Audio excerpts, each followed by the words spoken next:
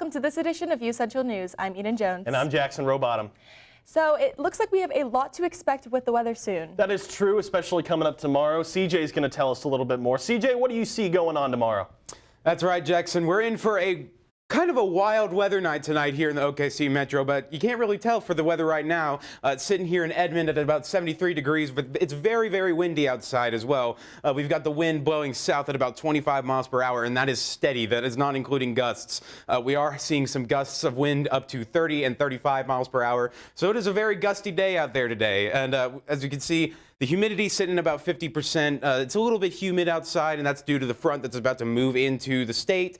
But as of right now, it is feeling like it's 70 degrees. So definitely feeling very nice outside. But that isn't going to last for long, as we're going to go ahead and see with our weather headlines. We're going to see a lot of high winds coming this week. We're going to see a lot of severe weather moving in through tonight and into tomorrow. So that's when we're going to see the biggest chance of severe weather is tonight and into tomorrow. And also we're going to have a snow chance coming tomorrow as that temperature starts to drop.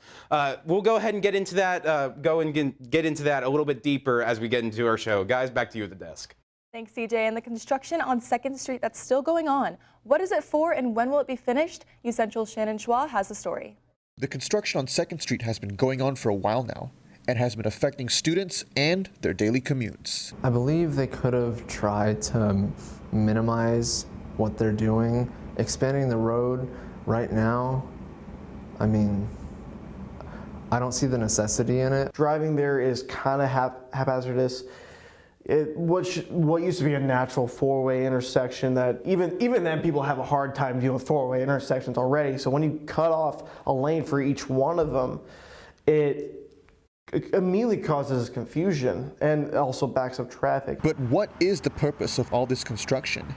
And when is it going to be over? What is the purpose for all this construction on 2nd Street? What's the reason behind all of that? Well, you know, a big part of this is we ask residents on a regular basis for where are the traffic spots that cause you the most concerns? Where are the places that you're seeing as the people who are driving on the roads you see as things that need to really be addressed? And one of the places that we consistently hear from the residents needed to be addressed is 2nd Street and Bryant Avenue. In fact, we just completed a resident questionnaire where we asked people to drop pins where they thought some of the traffic hotspots were that needed to be addressed. And so 2nd Street and Bryant came in as the most mentioned place, even though we've been working on this for a while now. So what we're going to do with this intersection is we're going to widen the intersection and widen the road to better accommodate all the growing volume and traffic. And at the end of this project, what you will have is 2 direct lanes for going in each direction. Plus, you'll have dual left turn lanes and a right turn lane at each intersection to help get the traffic moving more smoothly through that area. What's the current status on it? Where are we at with this construction at the moment? I'd say you could roughly say we're around 50% through. And I think, you know, that we're aiming for the end of summer. I think that's about as specific as we can get. It depends on weather and work availability and material availability.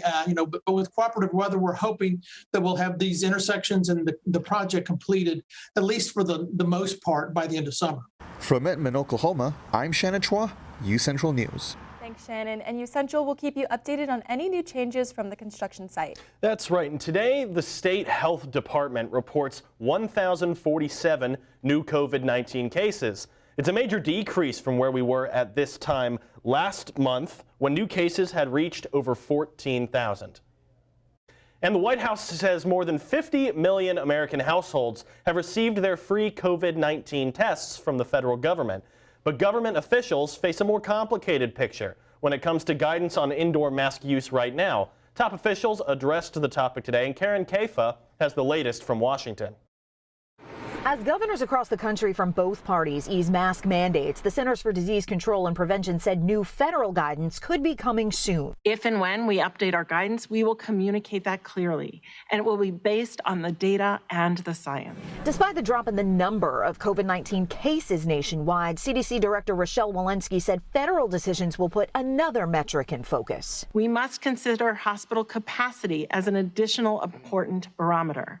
Our hospitals need to be able to take care of people with heart attacks and strokes. Our emergency departments can't be so overwhelmed that patients with emergent issues have to wait in line. Masks in schools for kids is another area where federal officials are cautiously watching the data. I know that they are very carefully reviewing the information. I think CDC's job is to make sure that schools are safe and that kids can be in school around the country.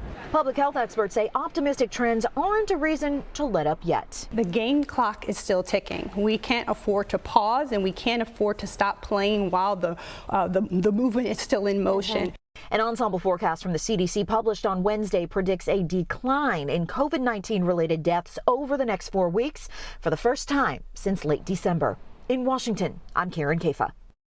And Oklahoma might be getting rid of our grocery tax. The 4.5% state tax on groceries could be eliminated under a bill proposed by the Senate Finance Committee.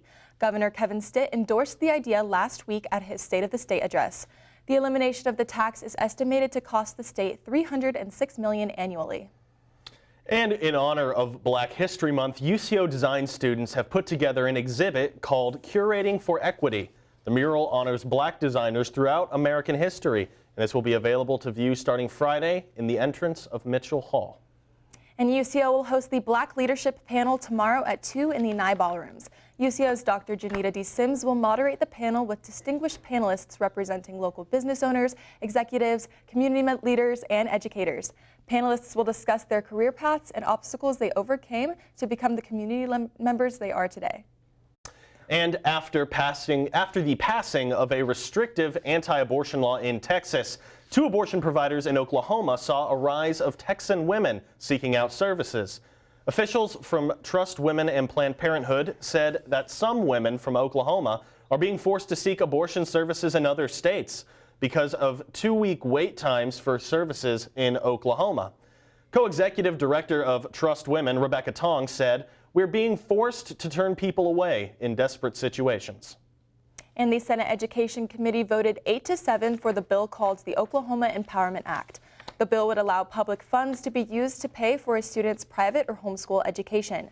The bill is headed to the Senate Appropriations Committee, but likely faces stiff resistance in the House. It also faces bipartisan opposition, particularly from those who represent rural districts where there are few private school options. And Russia's claim that they are withdrawing a select number of troops following drills around Ukraine has been met with skepticism. The U.S. Secretary of State saying they haven't seen any meaningful pullback of Russian forces. U.S. President Joe Biden said there was still plenty of room for diplomacy with Russia in their efforts to avoid conflict in Europe. And at least 44 people died in a landslide caused by heavy rains and flooding in Rio de Janeiro, Brazil. The city had more rain in one afternoon than the historical average for all of February. An unknown number of people are still missing, according to the latest report by the Rio de Janeiro Fire and Civil Defense Department. And coming up next, I'll have your brief social media update. And CJ, what do you have for us up next? Well, it's going to get very crazy, and when we come back, we'll go ahead and take a look and see what you can expect coming up in weather for this week. Stay tuned.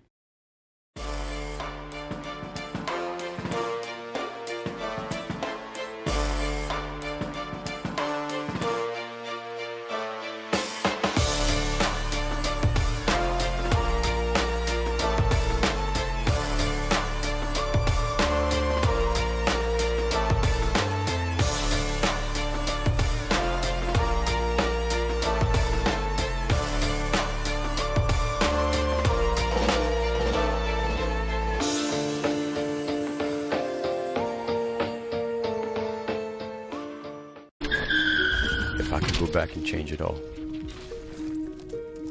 I would. I think I'm gonna miss you the most. I'm sorry. I'm so sorry. I'm so sorry. Or maybe it's just the little moments. If I could go back and change it all. If I could go back.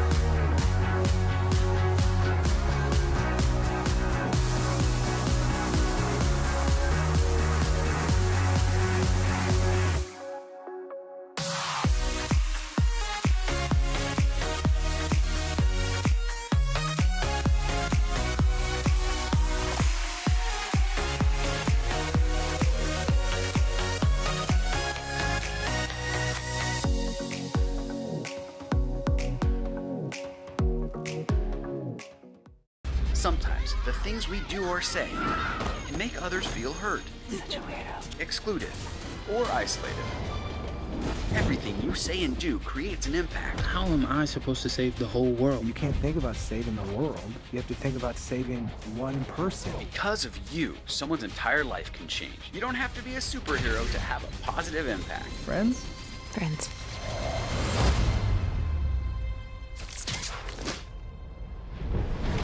Hey, Bobo, do trees tell each other stories? I'm sorry. I'm afraid I don't know that. Hey, why don't we go find out? Listen. Do clouds take naps? I couldn't tell you. Dad, do stars visit their friends? Look!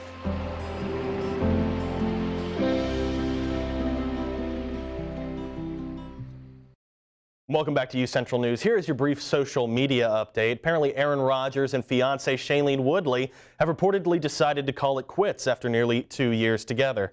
The two got engaged in 2020, but rumors began when Aaron won this year's NFL MVP award and did not mention Shailene in his speech. The pair did not appear on the red carpet either.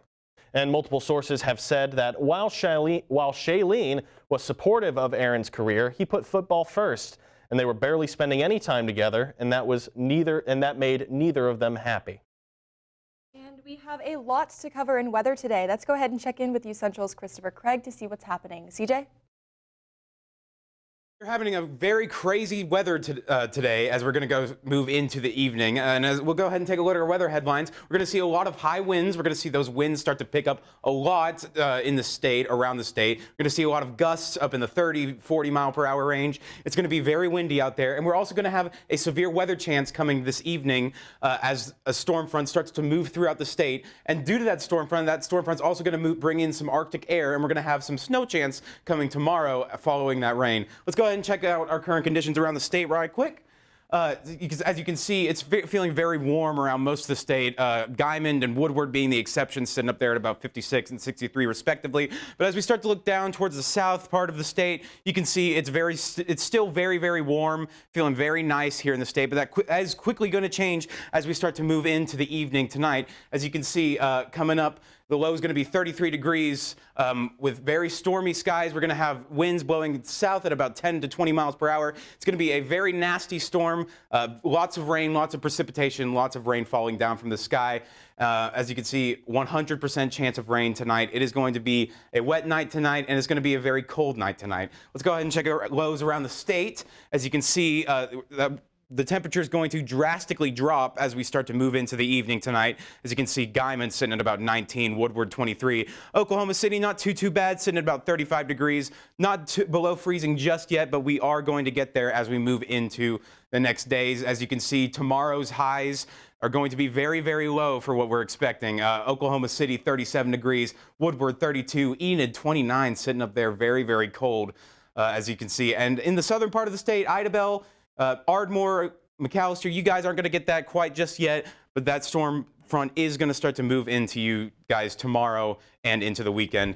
Let's go ahead and check out tomorrow's forecast. As you can see at 7 a.m., it's going to be a very cold morning. Lots of precipitation, lots of rain still falling. It's going to be 34 degrees. Very cold, very wet in the morning tomorrow. And then as we start to move it out in throughout the day, you're going to see that temperature start to drop, and that's when we're going to see the best chance of snow flurries starting to move into the state.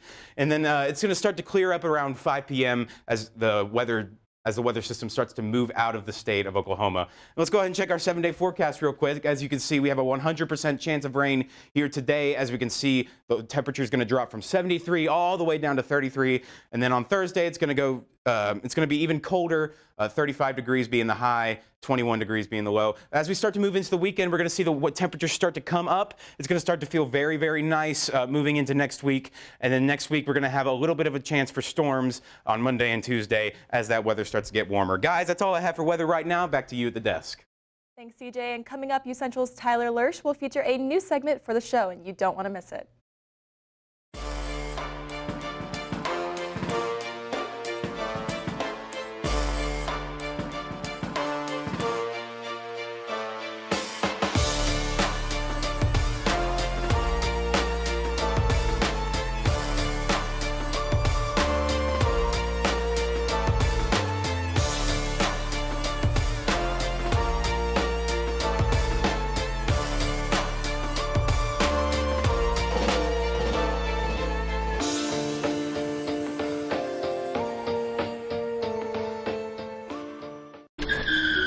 If I could go back and change it all,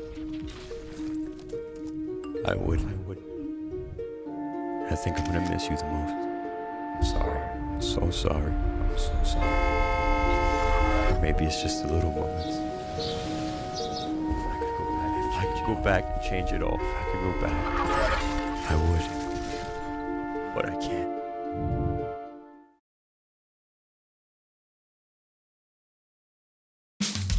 You can achieve a lot using your imagination. I mean, I don't like to brag, but... Wait, who's that? And why is she all over these achievement awards? But with STEM, the sky's the limit. Shaboom! Use STEM to envision... Okay, I'm seeing it. Yeah! Invent... Got any ideas? I've got a few, actually. And create a better world. Told you she's super smart. If she can STEM, so can you. Find out more at She Can STEM.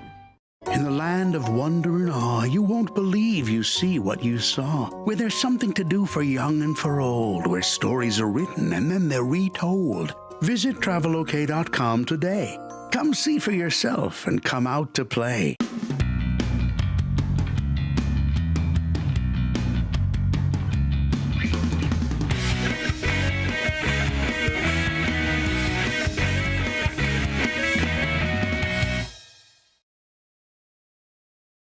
Hi, my name is Tyler Lurch, and I've been a musician for over 10 years, and I'm also involved with the local music scene here in Oklahoma. I'm going to be providing you with the latest news on local shows, artists, and the releases, as well as national news on music. So first up today, we have Taylor Fest this Saturday, February 19th at 89th Street. The event begins at 9 p.m., and it's a party for Swifties by Swifties, where you are the main character. The event's organizer was able to add 50 more tickets past the initial sale limit, so get your tickets quick. Tickets are $13 in pre-sale and will be $15 the day of. Masks will be required for this event, as well as proof of vaccination or a negative COVID test. Second today, we have another event on Saturday. It's a techno show happening at a brand new venue called The Sanctuary. This will be the first show held at the new DIY venue, and the bill will feature bands like Decoder, Karina, Zay, Jack McKenzie, and Raymond Owen. The event starts at 9 p.m. and tickets will be $10, and masks are also required for this event. Third up today, Doja Cat released her cover of Celebrity Skin by Hole this past Thursday.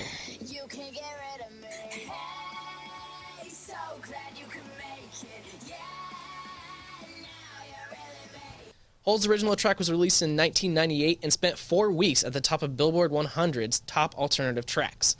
Doja Cat's cover was released in part with Taco Bell's Super Bowl ad for this year and has even earned the approval of Hole frontwoman Courtney Love. Love stated on Twitter, "Love you at Doja Cat, add Rock Goddess to your resume." And finally, for today, I have some big news. The Grammy-winning band The Foo Fighters will be releasing their horror film, Studio 666, next week on February 25th worldwide. Here you go, man. Finish the song. You did.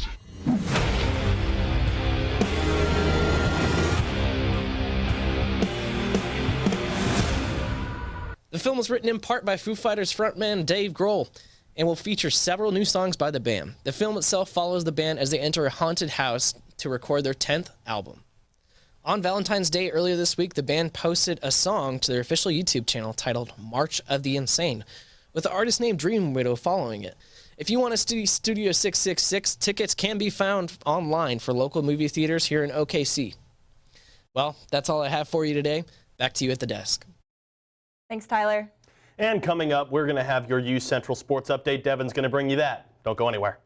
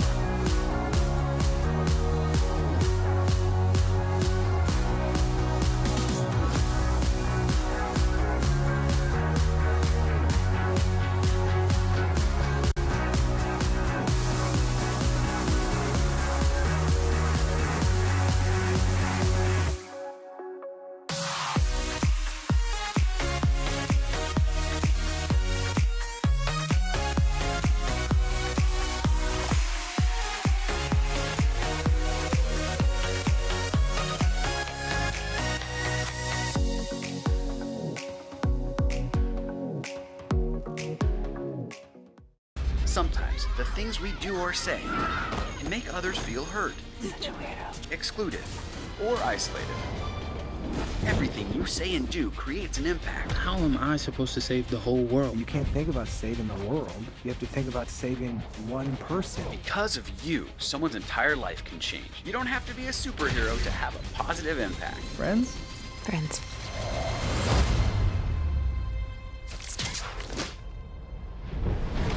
Hey, Bobo, do trees tell each other stories?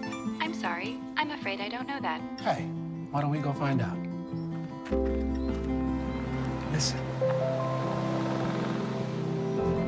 Do clouds take naps? I couldn't tell you.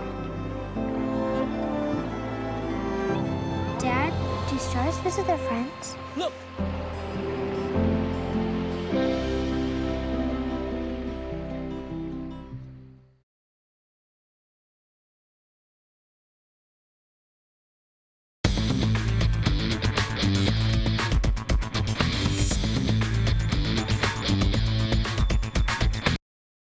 Welcome back, Broncos sports fans.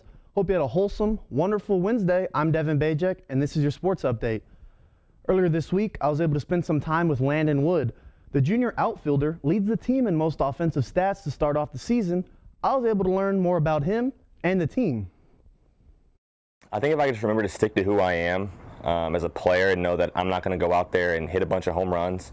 I'm a guy that needs to get on base, try and find ways to get to the next base and let my teammates behind me drive me in and just score runs. And that is exactly what junior outfielder Landon Wood has done.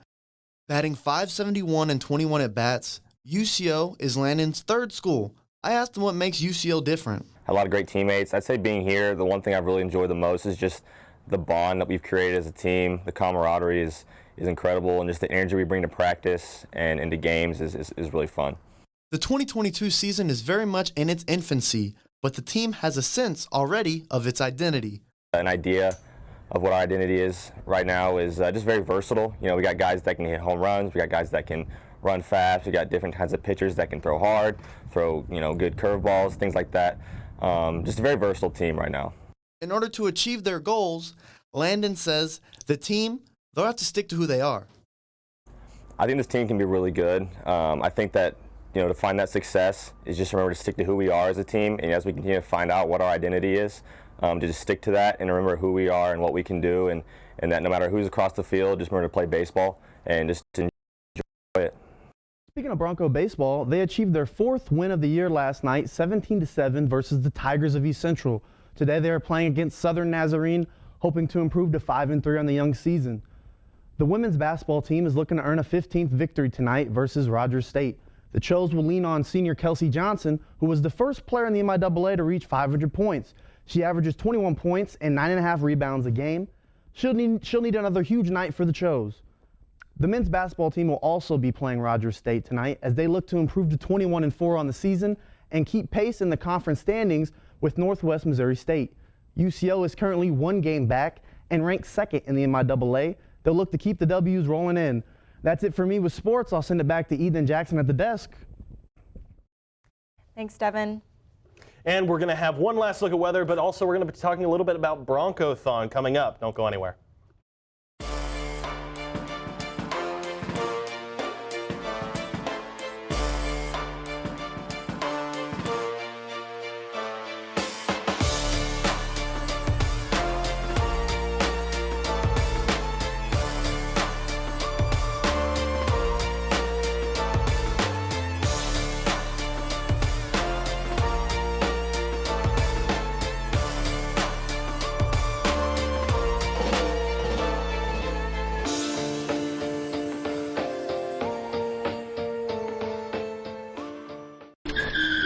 If I could go back and change it all,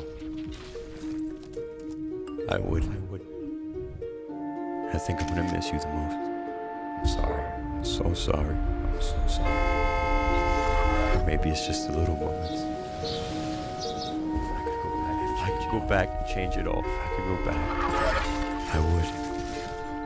But I can't.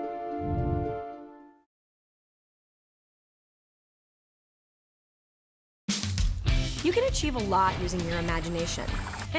I mean, I don't like to brag, but... Wait, who's that? And why is she all over these achievement awards? But with STEM, the sky's the limit. Shaboom! Use STEM to envision. Okay, I'm seeing it. Yeah. Invent. Got any ideas? I've got a few, actually. And create a better world. Told you she's super smart. If she can STEM, so can you. Find out more at She Can STEM. In the land of wonder and awe, you won't believe you see what you saw. Where there's something to do for young and for old, where stories are written and then they're retold. Visit travelok.com today. Come see for yourself and come out to play.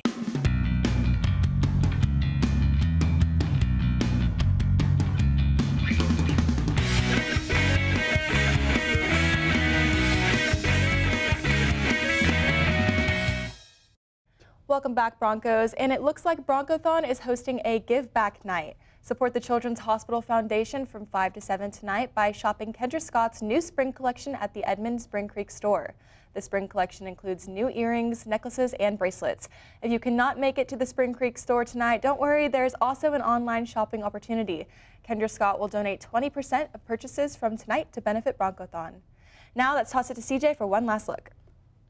Thanks, Eden. It is going to be a very, very eventful weather night here in Oklahoma, but for right now, let's go ahead and take a look at your week ahead and see what you can expect coming up here in weather. Let's go ahead and take a look at our 7-day forecast real quick. Tonight, we're going to see some storms start to move in. That's going to bring some severe weather, some high winds, and also some Arctic air as the temperatures are going to drop. That's going to lead into some more snow coming tomorrow as the precipitation on the ground starts to freeze and get colder. And then moving into the weekend, we're going to see the temperatures start to rise up once again going into the Friday, Saturday, and Sunday. And then on Monday and Tuesday, we're going to have a little bit of a chance for a new storm as a storm front starts to move in throughout the state. Guys, that's all I have for weather for you right now. Stay safe out there. Back to y'all at the desk.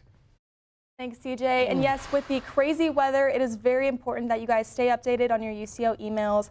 I personally hope we don't have school because tomorrow's my busy day. What about you? I'm just concerned because it's going to be about a 50-degree change in the weather. Today's sitting at about 73. I think we're getting to a low. I think what CJ said was 21. Yep. So we're going to have to break that winter gear back out. That's the real thing I'm not looking forward to. Yeah, it's weird. We have honestly. like all 4 seasons in one night. Yeah, you guys stay safe out there. Yeah, absolutely. I'm Jackson Rowbottom. I'm Eden Jones. That's all the time we've got today. Stay safe and stay warm.